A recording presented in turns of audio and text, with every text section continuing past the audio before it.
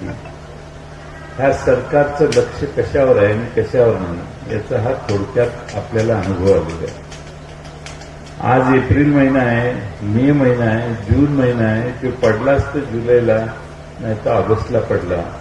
आपले 3 महिने 4 महिने कसे काढायचे याचं भान या सरकारला नाही.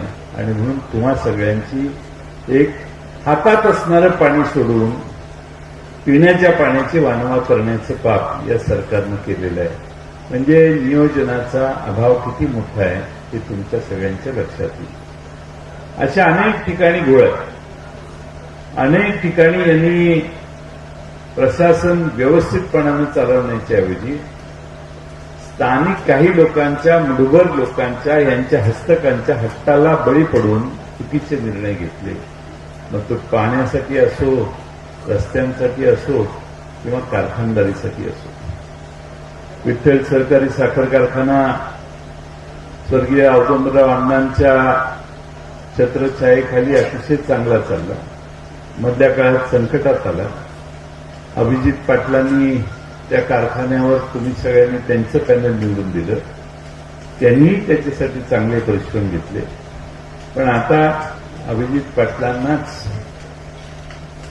ताब्यात घेण्याचा प्रचार चालला आणि त्यांना आज उद्या त्यांचा प्रवेश होईल असं मी ऐकलं. भारतीय जनता पक्षात त्यांना घेतील का? अभिजित पाटील फार धैर्यशील मोहिते पाटलांच्यासाठी काम करत होते. अभिजित पाटील फार शरद पवारांच्यासाठी काम करत होते. म्हणून एखाद्याला जसं मुसक्या बांधून आवळून दरबारात हजर केलं जातं तसं गेल्या 2-4 दिवसात त्या बिचाऱ्यांना हजर करायचा कार्यक्रम झालेला दिसतोय.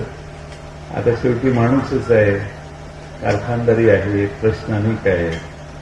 त्यामुळे आता तूर्त ते तिकडं जातात असं दिसतंय.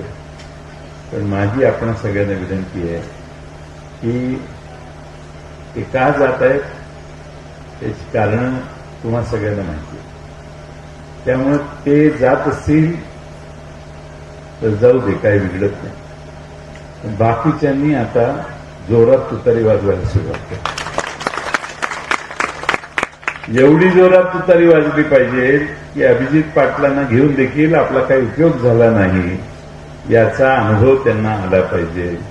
त्यांना अजून या भागातली पंढरपूरची माणसं आणि पंढरपूर हिसका अजून माहीत नाही. ते सगळ्या उद्याच्या 7 तारखेला तुम्ही दाखवा.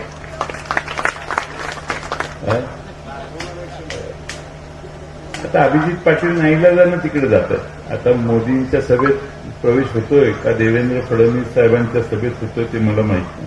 पण तरी प्रवेश होईल या 2-4 तासात, 8-10 तासात.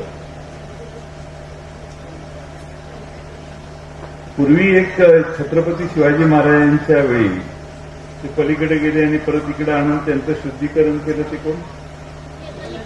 नेताजी पालकर.